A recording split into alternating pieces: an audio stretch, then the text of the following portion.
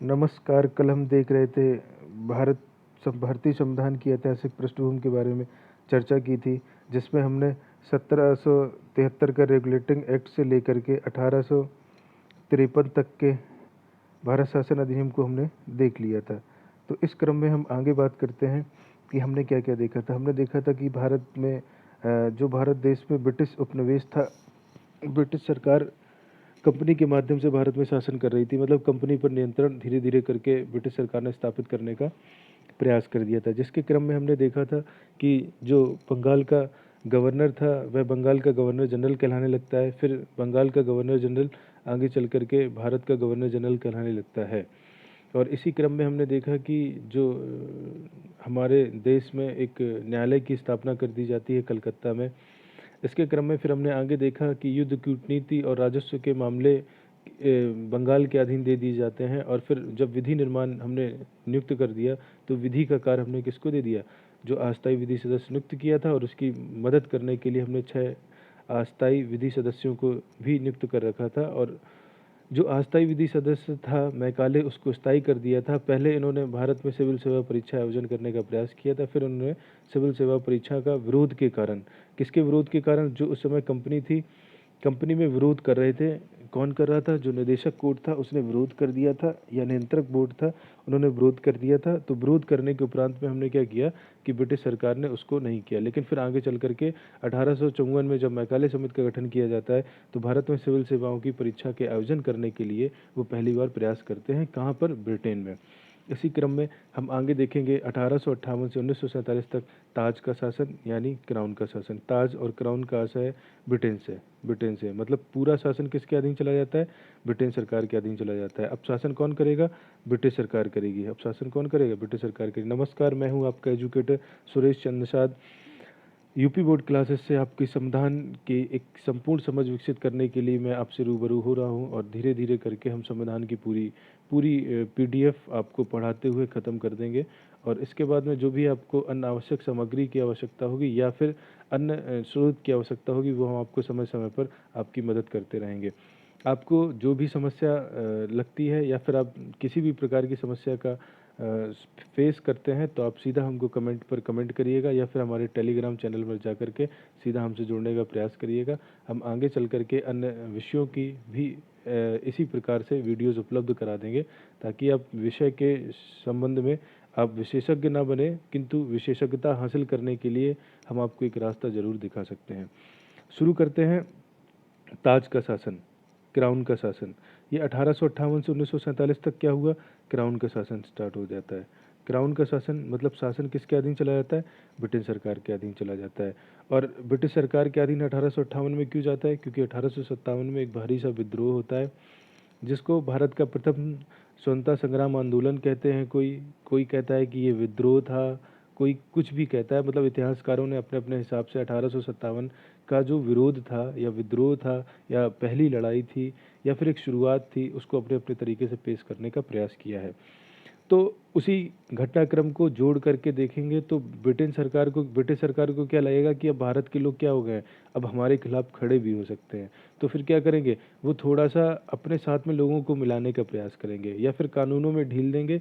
कुछ जगहों पर कानूनों में थोड़ा सा ढील देंगे और कुछ जगह पर कानूनों में क्या करेंगे? कड़ाई कर देंगे। इसी क्रम में हम अध्ययन करेंगे आगे के जो भी ब्रिटिश सरकार के द्वारा अधिनियम लाए गए या उनको लागू किया गया, तो उनके एक एक करके पूरा अध्ययन करेंगे, उनका विश्लेषण करके समझने का प्रयास करेंगे। जो 1857 का भारत शासन अधिनियम था, इसमें पहली बात ये हुई कि जो कंपनी का शासन था इसको समाप्त कर दिया गया। जैसे ही कंपनी का शासन समाप्त होता है तो कंपनी की 2 संस्थाएं थी, एक निदेशक कोर्ट था, एक नियंत्रक बोर्ड था। वो दोनों समाप्त हो जाएंगे तो द्वैत शासन क्या होगा? अपने आप समाप्त हो जाएगा। तो जब कंपनी का शासन समाप्त कर दिया गया, ठीक है, और अंग्रेज सरकार ने कहा कि ये भारत के शासन को अच्छा बनाने का अधिनियम का मतलब ये कहा अंग्रेज सरकार ने कि हम तो भैया भारत में बहुत अच्छी तरीके से शासन करेंगे, अभी लोग तो समझ ही नहीं रहे हैं, फर्जी में विरोध विरोध करने लगते हैं।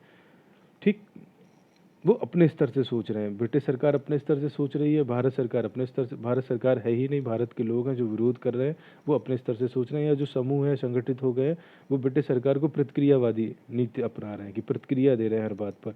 तो ब्रिटिश सरकार क्या करेगी? सामंजस्य बिठाने का काम करेगी। और ब्रिटिश सरकार का मूल उद्देश्य क्या है? भारत से अधिकतम लाभ को अर्जित करना। ठीक है, इसके प्रत्येक क्षेत्र पर ब्रिटिश राजशाही का अधिकार हो गया, कंपनी का शासन समाप्त कर दिया और प्रत्येक क्षेत्र पर क्या होगा, ब्रिटिश राजशाही का अधिकार होगा। मतलब सीधे तौर पर चाबी कहाँ पहुँच गई, ब्रिटिश राजशाही के पास में, ब्रिटिश सरकार के पास में इसकी चाबी पहुंच गई और कंपनी बीच से क्या कर दी गई, हटा दी गई। अगला पॉइंट देखते हैं कि जो भारत का गवर्नर जनरल था, इसको भारत का गवर्नर जनरल भारत का वायसराय कहलाने लगा। कौन है, लॉर्ड कैनिंग। 3 व्यक्ति याद कर लीजिएगा, Warren Hastings, Lord William Bentinck और लॉर्ड कैनिंग। वारेन हेस्टिंग्स हैं भारत के गवर्नर थे, बंगाल के गवर्नर से बंगाल के गवर्नर जनरल कहलाए। लॉर्ड विलियम बेंटिक बंगाल के गवर्नर जनरल से भारत के गवर्नर जनरल कहलाए और लॉर्ड कैनिंग भारत के गवर्नर जनरल से भारत के वायसराय बने। तो पहले अंतिम यहीं से क्लियर हो जाएंगे, यहाँ से एक क्वेश्चन आपका बन सकता है। ठीक है, और जो क्या इसके आगे क्या हुआ, जब निदेशक कोर्ट और नियंत्रक बोर्ड समाप्त कर दिया गया तो द्वैत शासन समाप्त हो गया। कंपनी कार्य कर रही है, कंपनी का यहाँ से द्वैत शासन 2 प्रकार का, एक अभी द्वैत शासन की समाप्ति हो रही है। ये कंपनी के द्वारा जो द्वैत शासन किया जा रहा था, एक के पास में राजनीतिक मामले थे, एक के पास में प्रशासनिक मामले थे, इस शासन को क्या कर दिया उन्होंने, समाप्त कर दिया। इसके बाद में एक नया पद सृजित कर दिया। अब जब ये दोनों हट जाएंगे तो इसकी जगह पे एक नया व्यक्ति आ जाएगा, उसको क्या नाम दिया, भारत का सचिव।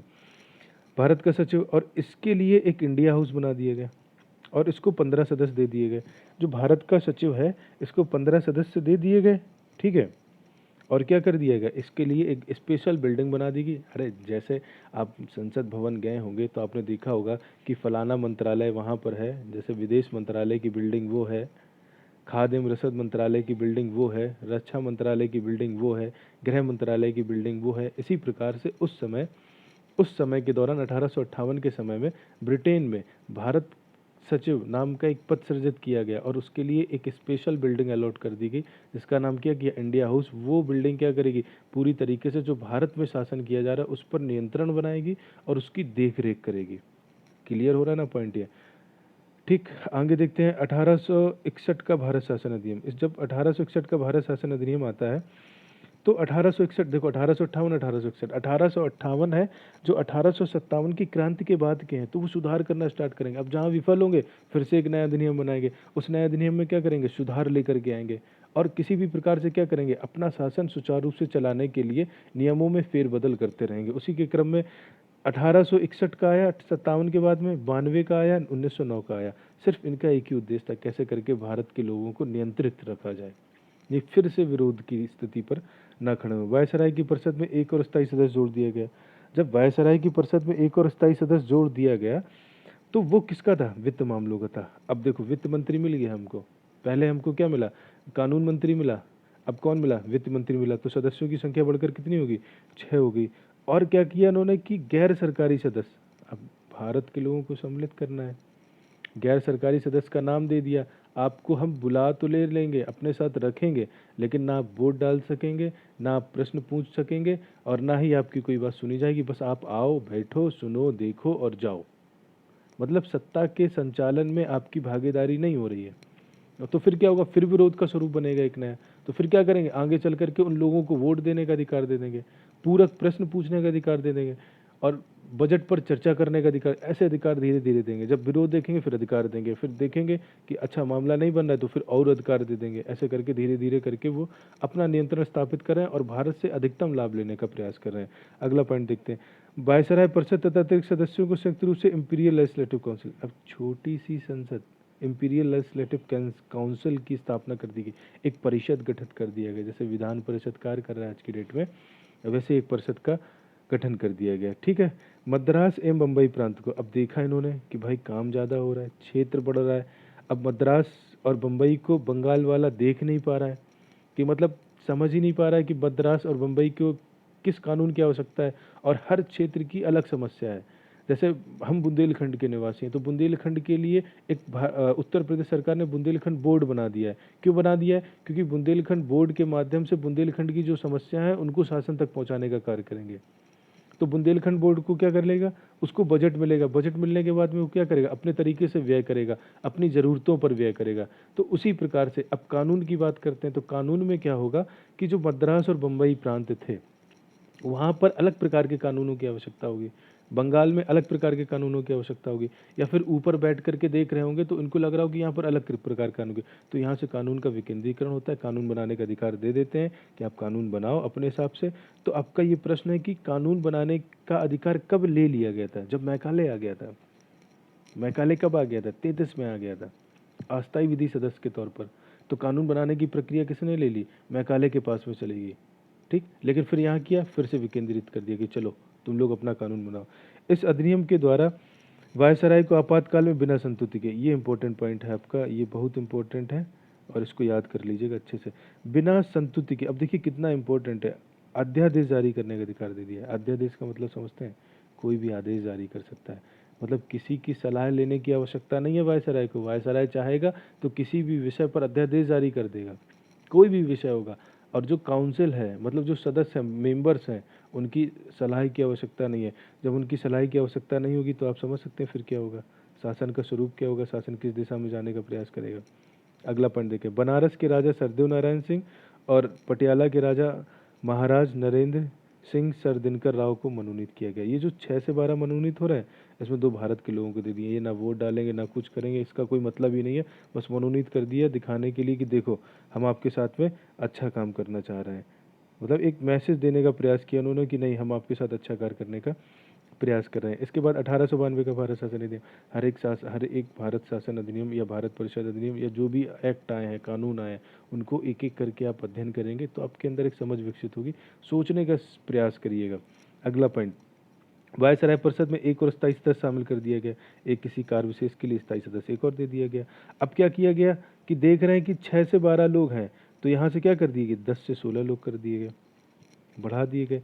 अब अगले पॉइंट में, विधान परिषद में सर्वप्रथम सार्वजनिक हित से जुड़े मुद्दों पर प्रश्न पूछने का अधिकार तथा बजट पर चर्चा करने का अधिकार दे दिया गया। ठीक, यहाँ से क्वेश्चन बनेगा आपका कि किस 1892 के भारत परिषद अधिनियम में जो बजट था, बजट पर चर्चा थी और प्रश्न पूछने का अधिकार दे दिया गया। मतलब 2 अधिकार दे दिए गए, एक प्रश्न पूछने का अधिकार, दूसरा क्या दिया दिया, बजट पर चर्चा करने का अधिकार। चर्चा कर सकते हैं, बात माने ना माने वो अलग विषय है, क्योंकि वोटिंग का अधिकार नहीं दिया गया। ठीक है, यहाँ पर शामिल कर लेते हैं 61 में, 92 में अधिकार दे देते हैं कि प्रश्न पूछो, बजट पर चर्चा कर लो। अगला पॉइंट देखते हैं कि इस अधिनियम के द्वारा प्रथम बार कुछ सदस्यों के निर्वाचन का प्रावधान किया गया। अप्रत्यक्ष तौर पर निर्वाचन, कानून में निर्वाचन शब्द का प्रयोग नहीं किया गया था। कुछ सदस्यों को निर्वाचित करने की इन्होंने बात कर दी कि हम कुछ सदस्यों को निर्वाचित करेंगे 1892 के अधिनियम में। 1892 के अधिनियम में कुछ बातें और हैं, तो इस पर एक नारा दिया कांग्रेसी नेताओं ने, प्रतिनिधित्व नहीं तो करनी। अब देखो नारे को समझने का प्रयास करिए, क्या कह रहे हैं, प्रतिनिधित्व नहीं तो कर नहीं, मतलब अगर आप हमें प्रतिनिधित्व नहीं देंगे तो हम आपको कर नहीं देंगे, और हम आपको कर नहीं देंगे तब तक नहीं देंगे जब तक आप हमें प्रतिनिधित्व नहीं देंगे। तो कांग्रेस सरकार के जो नेता थे उस दौरान के, तो वो भी तो विरोध कर रहे थे। अब ये पिछला वाला कब था, 1852 में था, 85 में कांग्रेस की स्थापना हो चुकी थी। कांग्रेस क्या था, एक संगठन था भारत के योग्य लोगों का।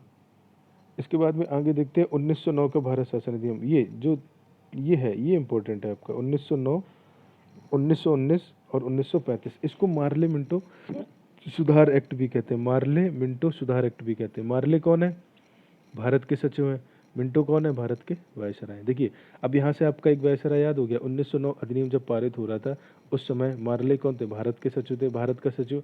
अब इसको जैसे तुम्हें रिवाइज करना है तो कैसे करोगे, मार्ले मिंटो भारत के सचिव हैं, भारत का सचिव पद कब आया, 1858 में आया। अब मिंटो कौन है, भारत के वायसराय, भारत के वायसराय कब आए, 1858 में आए। क्लियर हो गया। अगला पॉइंट देखते हैं, जो वायसराय परिषद में 2 और सदस्यों को शामिल कर लिया। अब कितने हो गए, 1+8। तो पहले सदस्य थे सत्येंद्र प्रसाद सन्ना, इनको विधि सदस्य के तौर पर शामिल किया गया था। ये क्वेश्चन बन सकता है कि ये कहाँ शामिल हो रहे हैं, वायसराय की परिषद में। वहाँ पर जो 2 सदस्य शामिल हो रहे थे, तुम्हारे नरेंद्र देव और सरदिनकर, ये जो 2 व्यक्ति शामिल हो रहे थे वो अस्थायी सदस्य थे, जो 6 से 12 किए गए थे, फिर 10 से 16 कर दिए गए। अब यहाँ पर जो सत्येंद्र प्रसाद सिन्हा, ये कहाँ जा रहे हैं, वायसराय की परिषद में जा रहे हैं। कहाँ पर जा रहे हैं, वायसराय की परिषद में शामिल होने वाले पहले व्यक्ति का नाम क्या है, सत्येंद्र प्रसाद सिन्हा। किस कार्य के लिए, विधि निर्माण, विधि सदस्य के तौर पर इनको नामित किया गया। अब अतिरिक्त सदस्यों की संख्या बढ़ाकर क्या कर दी गई, 60 कर दी गई। देखो धीरे धीरे करके तुम्हारी पूरी विधानसभा बन जाएगी, अरे लोकसभा बन जाएगी। अब कितने हो गए, 60 लोग हो गए। इसके बाद में इनके अधिकारों में वृद्धि की गई, देखो अधिकारों में वृद्धि की गई। अब अधिकारों में वृद्धि करके कहाँ पर आ गए, मतदान के अधिकार में। 61 में क्या किया इन्होंने, लोगों को शामिल किया, ठीक। 92 में क्या किया इन्होंने, आपको प्रश्न पूछने का अधिकार दिया, चर्चा करने का अधिकार दिया। 1909 में क्या किया इन्होंने, मतदान करने का अधिकार दे दिया। क्लियर हो गया पॉइंट। अगला पॉइंट बढ़ते हैं।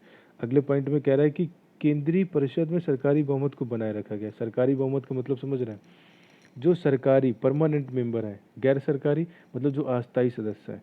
मतलब बहुमत किसका होगा, सरकारी लोगों का होगा। प्रांतीय परिषद में 60 जरूर हो गए, लेकिन इनका बहुमत बहुमत नहीं है। बस प्रश्न पूछो, मतदान करो, कोई दिक्कत नहीं है, सब कुछ करा लेंगे, लेकिन मानेंगे नहीं तुम्हारी हम। अगला पॉइंट, इस अधिनियम ने पृथक निर्वाचन के आधार पर मुस्लिमों के लिए सामाजिक प्रतिनिधित्व का प्रावधान किया। बहुत इंपॉर्टेंट है ये पॉइंट। तो 1909 का जो भारत शासन अधिनियम है, 1909 का जो भारत शासन अधिनियम है, इसको किस नाम से जाना जाता है, सांप्रदायिक निर्वाचन के नाम से जाना जाता है। सांप्रदायिक निर्वाचन के नाम से जाना जाता है, याद कर लीजिएगा, पूछा जाता है। सांप्रदायिक निर्वाचन के नाम से जाना जाता है, ठीक। तो आप याद कर लीजिएगा, आपको याद हो जाएगा। तो क्या किया उन्होंने, पृथक निर्वाचन की व्यवस्था की। किसके लिए की, मुसलमानों के लिए करेगी।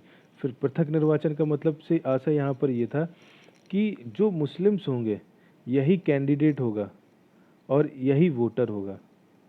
समझ रहे हैं, ऐसा निर्वाचन नहीं होगा कि हमने किसी के लिए सीट रिजर्व कर दी।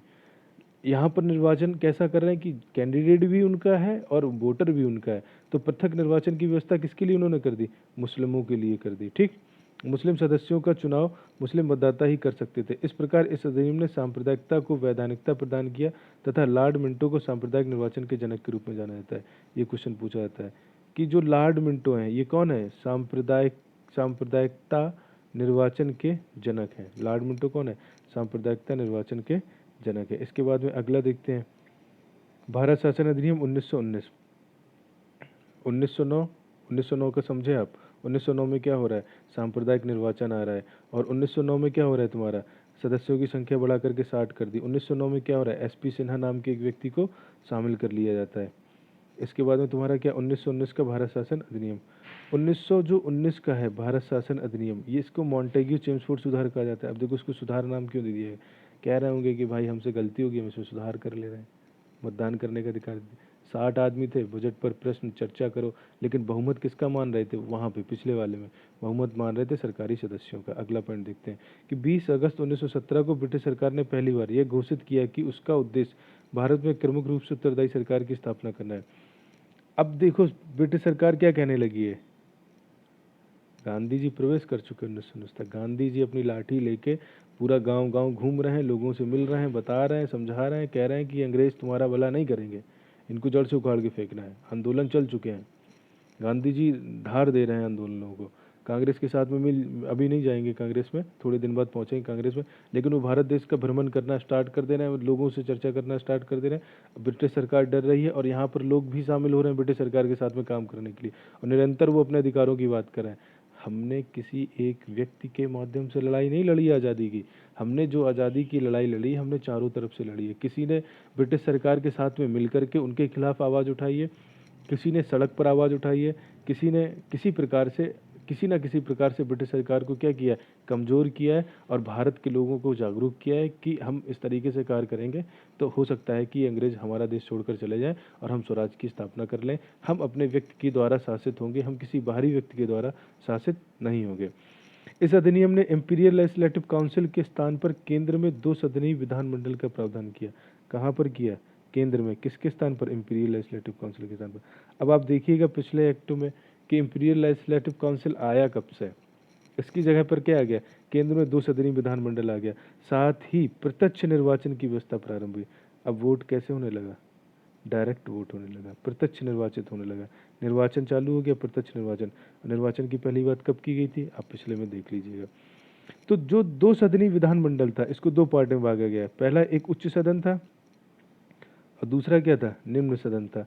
उच्च सदन था काउंसिल का स्टेट, दूसरा क्या था, सेंट्रल लेजिस्लेटिव असेंबली मतलब निम्न सदन। प्रथम बार केंद्रीय एवं प्रांतीय विषयों का विभाजन किया गया, केंद्र सूची एवं राज्य सूची। इस प्रकार राज्यों पर केंद्रीय नियंत्रण कम किया गया, परंतु सरकार का ढांचा केंद्रीय एवं एकात्मक ही बना रहा। सरकार का ढांचा कैसा रहा? केंद्रीय रहा और एकात्मक ही बना रहा। समझने का प्रयास करिए कि यहाँ पर दो सदनी विधानमंडल की व्यवस्था प्रारंभ की गई, तो ये क्या हो गया तुम्हारा? द्वैध शासन। ये क्या हो गया तुम्हारा? द्वैध शासन, मतलब दोहरा शासन की बात हो गई। द्वैध शासन में क्या था? उच्च सदन काउंसिल स्टेट, निम्न सदन सेंट्रल लेजिस्लेटिव असेंबली। और कैसे चुने जा रहे हैं? प्रत्यक्ष निर्वाचन के तौर पर चुने जा रहे हैं। ठीक। और विषयों को बांट दिया गया किसमें? केंद्र सूची और राज्य सूची। आपको केंद्र सूची राज्य सूची मिल गई कि केंद्र की सूची क्या होगी, राज्य की सूची क्या होगी। आगे चल करके ये हमारे संविधान में जगह ले लेती है। इस प्रकार राज्यों पर केंद्रीय नियंत्रण कम किया गया, परंतु सरकार का ढांचा केंद्रीय एवं एकात्मक ही बना रहा। मतलब सरकार केंद्रीकृत रही और एकात्मक ही बना रहा, मतलब सेंट्रल में एक ही व्यक्ति था, उसके पास में ज़्यादा पावर थे। इसके बाद में इसके द्वारा वायसराय की परिषद में 6 सदस्यों में से, जो वायसराय की परिषद थी उसमें 6 सदस्य थे, से कमांडर इन चीफ, मतलब जो प्रमुख होगा उसको छोड़कर 3 सदस्यों का भारतीय होना आवश्यक कर दिया गया। मतलब क्या हुआ कि जो कमांडर इन चीफ रहेगा, जो प्रमुख रहेगा, वो तो भारतीय नहीं होगा, लेकिन जो अन्य 6 सदस्य हैं उनमें से 3 क्या होंगे? भारत आवश्यक कर दिए गए। और इसी में तो कहा था इन्होंने कि भारत में हम उत्तरदायी सरकार की स्थापना करना चाहते हैं। उसके रूप में इन्होंने क्या किया कि केंद्र में द्विसदनी विधानमंडल की स्थापना कर दी। इसमें उच्च सदन निम्न सदन काउंसिल का स्टेट सेंट्रल लेजिस्लेटिव असेंबली की स्थापना कर दी गई और विषय बांट दिए गए। केंद्र को अलग विषय दे दिए गए, राज्य को अलग विषय दे दिए गए, लेकिन पूरी तरीके से क्या रहा? केंद्रीकृत प्रशासन रहा। और एक बात और जोड़ दी इन्होंने क्या जोड़ दी कि हम भारत के लोगों के ऊपर हम शासन नहीं करना चाहते हैं। हम भारत में क्या करना चाहते हैं? भारत के लोगों को हम शासन करना सिखाना चाहते हैं। कह रहे होंगे लोग, कह रहे होंगे नहीं तुम मत सिखाओ, हम जानते हैं। इस तरीके से वार्तालाप चल रहा होगा उनका आपस में। अगला पॉइंट, निचले सदन में महिलाओं को मत देने का अधिकार कर दिया गया। ये इंपॉर्टेंट पॉइंट है कि महिलाओं को मत देने की बात कब की गई? जब प्रत्यक्ष निर्वाचन शुरू हुआ। प्रत्यक्ष निर्वाचन कब शुरू हुआ? जब द्विसदनी विधानमंडल की व्यवस्था की गई, उच्च सदन और निम्न सदन की बात कर दी गई, तब मत देने का अधिकार आ गया। और प्रत्यक्ष निर्वाचन मत देने का अधिकार किसमें आ रहा? 1919 में। अब 1909 में क्या किया था उन्होंने? पृथक निर्वाचन की बात की थी। किसके लिए? मुस्लिमों के लिए। यहाँ पर सिख बढ़ा दिए और यूरोपीय बढ़ा दिए। ठीक, मतलब मुस्लिम तो हो ही रहे हैं निर्वाचित, अब उनके साथ में सिख भी होंगे, यूरोपीय भी होंगे।